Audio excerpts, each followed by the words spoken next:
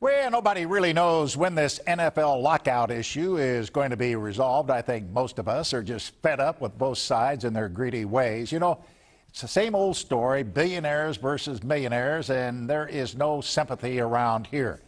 Over the years, I have been highly critical of the way the Chiefs conduct business. During their success on the field in the 90s, they became arrogant and overbearing and, for the most part, above reproach.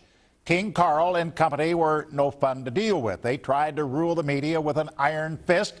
If you were overly critical of the way they operated, they wouldn't hesitate to go after your job. They were a corporate bully in every sense of the word. The good news, better days are here, folks. It's all changed in the way they do business these days at Arrowhead. It's like night and day since this new regime took over. I was most impressed with something I saw today. Chiefs owner Clark Hunt and his top two lieutenants, Scott Pioli and Mark Donovan, showed up at Central High School. The kids had no idea who these men were, but you should have seen the reaction when the Chiefs started handing out boxes of cleats. We're talking about 500 pairs of football cleats, brand spanking new. The Chiefs also donated weight equipment to Central High School, and Scott Pioli was the man driving this whole deal.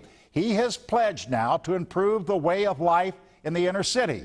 Scott Pioli is not a grandstander. You won't find him sipping wine on the plaza, rubbing elbows with the movers and shakers in town. Now, you might bump into him having a frosty one at a friendly little watering hole on Main Street called the Peanut.